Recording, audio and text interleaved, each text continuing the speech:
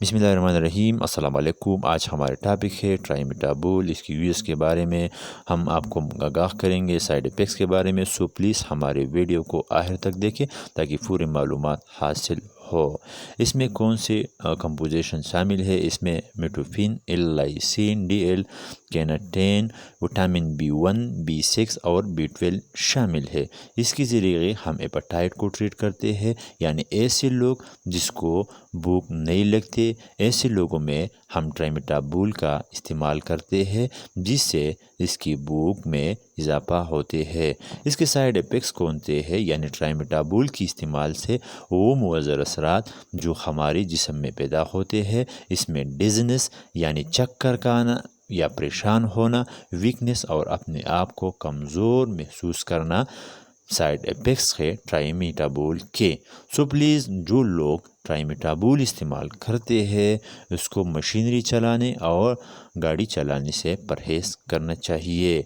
Contraindication वो कौन से पेशेंट है जिसमें हम ट्राइमेटाबुल इस्तेमाल नहीं कर सकते? एक नंबर एक, प्रेगनेंसी। ट्राइमेटाबुल का इस्तेमाल प्रेगनेंसी में नहीं करना चाहिए। दूसरा, वो पेशेंट जो डियाबिटीज़ मेलाइटिक पेशेंट हो, यानी शुगर का पेशेंट, शुगर के पेशेंट में हम इस दवा का इस्तेमाल नहीं कर सकते। वो कौन से लोग हैं, एज के मुताबिक कौन से लोग में ट्राइमेटाबुल का इस्तेमाल करना चाहिए? ट्राइमेटाबुल का इस्तेमाल 3 साल से कम उम्र बच्चों में नहीं करना चाहिए। डोज इसका किस तरह हम ले सकते हैं? बच्चों में अकॉर्डिंग टू द वेट और बड़ों में 2-2 चमचे TDS 3 मरतबा दिन में खाने से 15 या 20 मिनट पहले लेना चाहिए।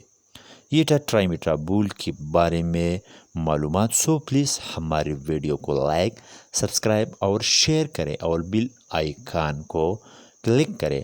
Thank you for watching.